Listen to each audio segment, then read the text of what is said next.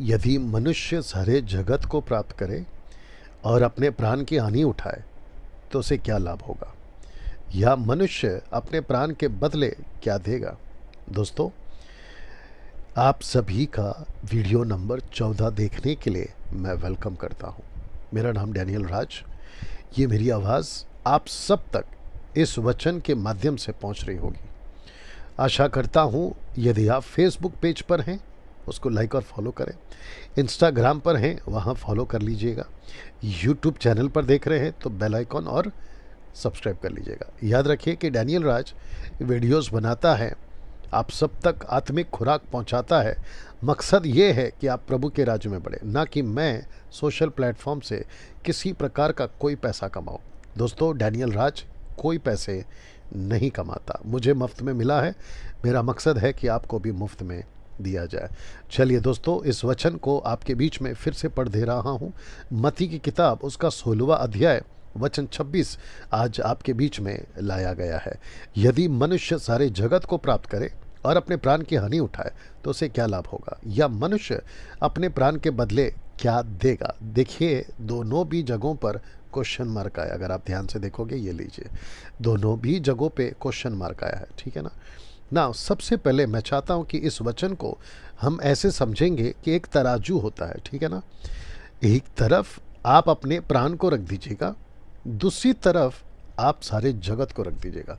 मैं इसको फिर दोहरा देता हूं कि एक तरफ आप प्राण को रख दीजिएगा एक पलड़े में, और दूसरे पलड़े में आप सारे जगत को रख दीजिएगा। देखिए, आपका इस जगत में आपका जो पलड़ा भारी होगा ना, वो भारी होगा सारे जगत को प्राप्त करने की चाह।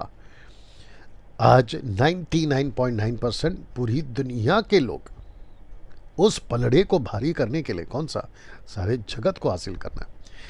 आप बहुत फेमस हो सकते हैं कॉर्पोरेट वर्ल्ड में, फिल्म लाइन में, आप खेलकूद में, आप अव्वल दर्जे के खिलाड़ी हो सकते हैं, अव्वल दर्जे के नायक हो सकते हैं, जहां पे आपकी प्रसिद्धि बहुत ज़्यादा चमक रही है। आपकी ऑटोग्राफ, आपके फोटोग्राफ, और साथ ही साथ आपकी आर्टिकल न्यूज़पेपर पर आती है, आपकी फ़ोटो मैगज़ीन पे छपती है, आपको लोग बहुत तारीफ करते हैं। इसको कहते हैं कि जगत में एक विचारधारा बन चुकी है कि जगत में आप मरने से पहले कुछ बन के मर जाओ। लेकिन यीशु जी कहते हैं, अगर तुमने इन सब को हासिल कर लिया लेकिन जीते जी तुमने इस पे ध्यान नहीं दिया, ये वाला शब्द, प्राण को हासिल करना, अपने प्राण को बचाना, दूसरे शब्दों में तुमने इसको तवज्जो नहीं दिया या तुमने इस पर ध्यान नहीं दिया, जानते हो फिर नीचे क्या लिखा है? ये वाली लाइन लिखता है, या मनुष्य अपने प्राण के बदले क्या देगा। देखिए, सारे जगत को प्राप्त करे, प्राण की हानि उठाए तो उसे क्या लाभ। एक मूर्ख ही होगा जो कुछ वक्त के लिए अपनी जीवन को जगत को हासिल करने में डाल देगा, लेकिन एक समझदार व्यक्ति होगा जो अनंत काल के लिए जगत की चीज़ों को तुच्छ जानेगा और अपने प्राण को बचाने के लिए, वो भी अनंत काल के लिए, उसकी चाह में लग जाएगा। दूसरे शब्दों में, वो उसको बचाने की दौड़ में लग जाएगा। आज आपको पता है, आप करोड़पति हैं, आप अरबपति हैं, आपके पास में बंगला है, आपके पास में विला है, आपके पास में गाड़ियां हैं, आपके पास में लाखों अरबों रुपए पैसे हैं, लेकिन इन सब की एक एक्सपायरी डेट है। अगर आपने नहीं सुना तो मैं रिपीट कर दूं, इन सब की एक एक्सपायरी डेट है। एक दिन ये समाप्त हो जाएगा। वो चाहे अमीर हो या गरीब हो, उच्च जाति का हो या नीच जाति का हो। जानते हो, जब आपकी मौत हो जाती है ना, और आप जब स्ट्रेचर पे लेटाए जाते हो, तो जो गरीब का डेड बॉडी होता है और अरबपति का जो डेड बॉडी होता है, दोनों में कोई अंतर नहीं है। दूसरे शब्दों में, आपका अंत एक छोटे से गड्ढे में खत्म हो जाएगा। तो यीशु जी पूछते हैं, क्वेश्चन मार्क है यहाँ पे, ये देख लीजिएगा, इधर भी क्वेश्चन मार्क है, यहाँ पे भी क्वेश्चन मार्क है, ये देख लीजिएगा, आपने क्या हासिल किया फिर। जी हाँ, ये एक बहुत बड़ा सवाल। जानते हो, यीशु ने जब ये शब्द कहा था वहाँ लाखों लोग, हजारों लोग, और आज भी जब ये बाइबल को पढ़ते हैं मनुष्य के दिमाग में ये बात आना बहुत ज़रूरी है। उस वक्त आया था, लोगों ने अपनी जान बचाई, और जब वो मरने के बाद अनंत काल के जीवन में पहुंचे, तब उनको, ये देख लीजिएगा, उनको इसकी वैल्यू पता चली, जगत को प्राप्त करना क्या होता है, और इसकी वैल्यू पता चली कि प्राण को प्राप्त करना क्या होता है, सेविंग आवर सोल्स। इसकी वैल्यू आपको यहाँ ज़्यादा लग रही है, यहाँ नहीं। मरने के बाद आपको इसकी वैल्यू ज़्यादा पता चलेगी, इसकी नहीं। वाह, सही। वापस बोल दूं कि इस जगत में आपको इसकी वैल्यू ज़्यादा पता लगेगी या ज़्यादा महत्व लगेगा। इसका पलड़ा जो है ना आपको भारी लगेगा, इसका नहीं, हल्का लगेगा।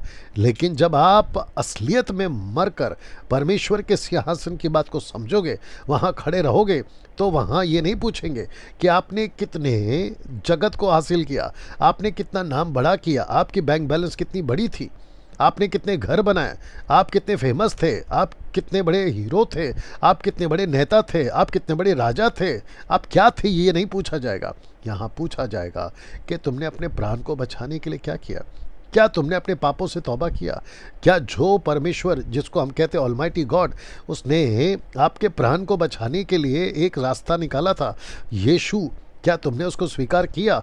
ये प्रश्न तब जाकर ये कहता है, या मनुष्य अपने प्राण के बदले में क्या देगा। इसका मतलब ये हो गया दोस्तों कि जब आप पहुंचोगे, अगर आपको वैल्यू पता चलेगी कि आपने जगत में अपना 20 साल, 30 साल, 40 साल, 80 साल, 90 साल, यहाँ तक कि 120 साल आपने अपना जीवन सब जगत को हासिल करने में गंवा दिया, जब वहाँ पहुँचोगे तो पलड़ा वहाँ पर जो यहाँ भारी लग रहा था ना, वहाँ हल्का हो जाएगा।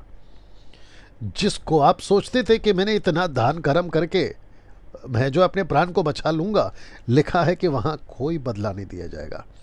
आपके गाड़ी, बंगला, पैसे, नाम, शौहरत, उसकी कीमत नहीं चुका पाएगा। ये देख लो, इसके बदले में क्या मिलेगा, तुम क्या दे सकते हो। मनुष्य अपने प्राण के बदले में क्या देगा? जब तक जिंदा हो इसका पलड़ा भारी रखो, जब तक जी रहे हो या जी सकते हो इसका पलड़ा भारी रखो। इसका यानी कि आपकी आत्मा का बचाने का प्राण। और अभी जो लोग वीडियो देख रहे हैं, आप क्रिश्चियन नहीं हो सकते। क्रिश्चियन से मेरा मतलब है क्राइस्ट फॉलोवर। आप नहीं हैं, आप कोई हिंदू है, मुस्लिम है, बौद्धिस्ट है, पारसी है, या कोई भी जाति धर्म के हैं, कोई फ़र्क नहीं पड़ता, क्योंकि प्राण का कोई धर्म नहीं होता। Souls doesn't have any religion.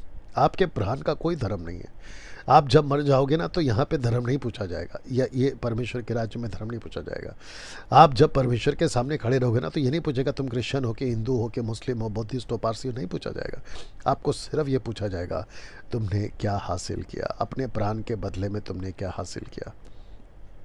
तब आप अगर प्रभु से कहोगे, परमेश्वर से कहोगे, गॉड से कहोगे कि मैं हीरो था दुनिया में, मेरी फिल्में बहुत हिट होती थी, मैं बहुत बड़ा हीरो था, मेरी ऑटोग्राफ फोटोग्राफ, मेरे पीछे भीड़ भागती थी, आप बहुत बड़े नायक थे, आप बहुत बड़े नेता थे, आप बहुत बड़े बिजनेसमैन थे, ये सब वहाँ पर काम नहीं आएगा। अगर काम आएगा, आपने प्राण को बचाया है। दोस्तों याद रखिएगा, ये दुनिया एक धोखा है, ये दुनिया एक माया है। आपको यहाँ की जो चमक धमक है ना, वो ज़्यादा उठकर दिखती होगी, उसके चक्कर में नहीं फंस जाना। सेव योर सोल, अपनी आत्मा को बचाओ। डैनियल भाई, रास्ता क्या है?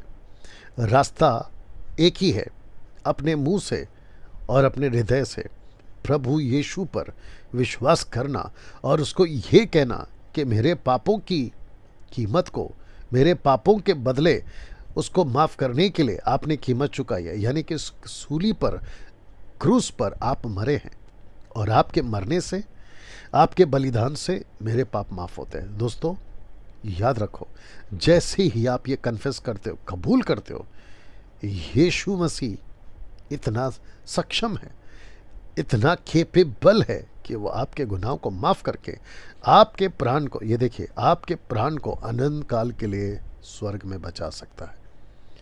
मजाक है? बिल्कुल नहीं। डैनियल भाई, आप तो क्रिश्चियन धर्म के टीचर, बाइबल प्रीचर हैं, इसलिए बोल रहे हैं? बिल्कुल नहीं, मैं भी आपकी तरह एक इंसान हूँ। बात को समझिए, इसकी कीमत यहाँ पर आपको नहीं पता चलेगी, इसकी कीमत आपको यहाँ पता चलेगी। ये देखिए क्या दे सकता है बदले में। वहाँ कितना भी रोओगे, कितना भी तड़पोगे, कितना भी चीखोगे, आप यहाँ पर कीमत नहीं चुका पाओगे। आपकी शोहरत उसका कीमत नहीं चुका पाओगे। आप ये नहीं कह सकते कि मेरी सारी दौलत ले लो और मुझे अनंत काल का जीवन दे दो, प्राण दे दो। नहीं, नॉट पॉसिबल। आपको इसकी कीमत यहीं पता लगानी होगी, यहीं पे। यहाँ इसकी कीमत आपको लग रही है ना, नहीं, ये है इसकी कीमत। इसके पीछे मत भागो, इसके पीछे भागो, इसको हासिल मत करो, इसको हासिल करो। आशा करता हूँ कि ये शॉर्ट वीडियो आपके लिए लाभदायक रही, आपको सही रास्ता दिखाया होगा। मेरा प्रयास यही है कि आप तक ऐसे ही वचनों को पहुंचाकर आपको परमेश्वर के नज़दीक ला सकूं। अपना ख्याल रखें। मिलते हैं वीडियो नंबर 15 में। जय मसीह। God bless.